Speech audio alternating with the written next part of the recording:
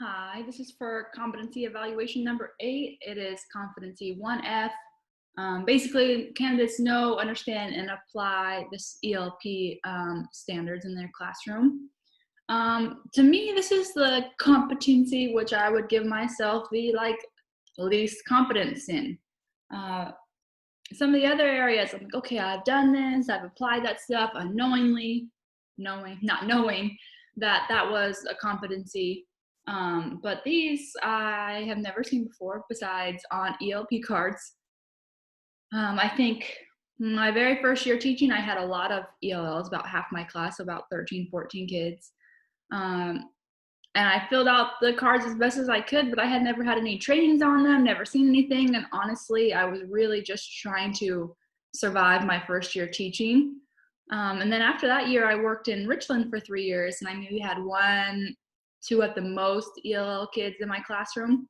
And we didn't have to fill out any kind of standards or ELP cards or anything like that. I mean, we were told, oh, he's at a level 2 in listening. Oh, he's at a level 3 in reading.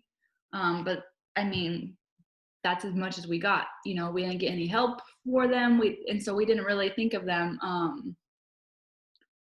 as needing to learn these standards, which, you know, is definitely my bad, something I'm definitely trying to fix and grow from. And then this previous year, teaching 5th grade, it was a brand new year. I started the year late. And so that's another thing that I just kind of dropped the ball on. So looking at this, it's like, man, this is something I need to work on, need to look at.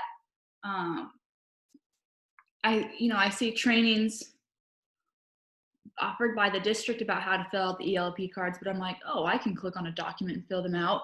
But now I'm thinking, oh man, maybe I really need to learn how to fill them out and really how to judge it, because I have no idea. I mean, I looked at the standards and didn't realize that there's different standards for different grades or grade bands. And in my head, I was thinking, oh, you know, the spectrum of language proficiency, starting from not proficient to proficient, not realizing that, okay, yeah, a first grader's proficiency in English is going to be different than a 5th grader's proficiency in English. So I never even thought of that either. So it's kind of like, oh man, I'm dumb when I read this. And, you know, a lot of times they just I never have to test my kids. So I don't even really know what the test looks like that they're being tested on. Because they've always like, okay, send me your kids with their computer to the library. They're going to take the alpha test. Okay. And you just sent them. So it's one of those things, we spend so much time working on our normal curriculum standards, Common Core state standards, and preparing them to take the state test. But that's something I don't do at all for these ELP standards. I did like that, reading the beginning part of the standards, that they did say there's alternate organizations for these standards. And it really kind of matched what we talked about the other day about the, continuum of language proficiency, where, they re-broke down the standards in this document into like the receptive standards, the productive standards, the interactive standards, and the modalities. And I think, to me, that organization made things a lot more clear. It's like, oh, well, what's really the difference between this one and this standard? They kind of sound the same to me. I'm not really sure how to read this, but when I saw them broken down into, these are the receptive standards, these are the productive standards, these are interactive standards, I'm like, okay, so that's really what they're looking for. And so that part of the standards made it a lot clearer for me. Something I still kind of struggle with, though, is, and maybe just because I don't have enough experience with ELLs in my classroom, is really, how am I judging the students? What evidence am I taking? Because a lot of these standards, I'm like just winging it based on what I see in class. But, if I'm putting that on their ELP card, it's almost like a report card. So it's like, am I just winging it based on my gut feeling? Do I need to be collecting evidence for these things? In general, I just feel very inadequate in this area, and I feel kind of bad about it, and definitely something I want to work on. So that's something, I'm glad I'm taking this class for. It's the first time so far in this class where I felt just kind of really stupid.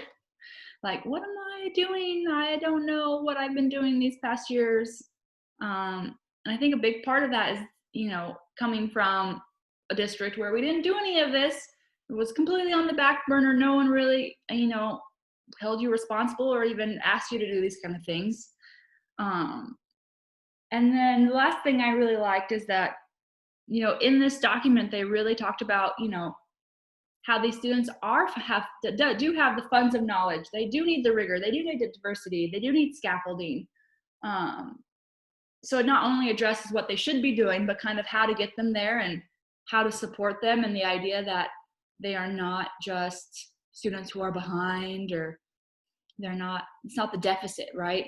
So in these standards, it really kind of talked about not treating it as a deficit, which is just kind of brings in all the other ideas that we had talked about previously, like the funds of knowledge, and the idea that, these students do need high rigor. That's how, when you hold the bar up here, they're going to reach for it rather than holding the bar down here. So this is something I'm definitely going to work on, something I definitely want to incorporate more in my teaching.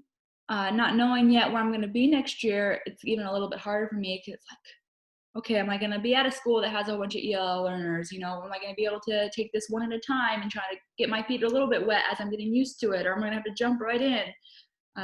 So I'm really glad I'm taking this course for this reason exactly. So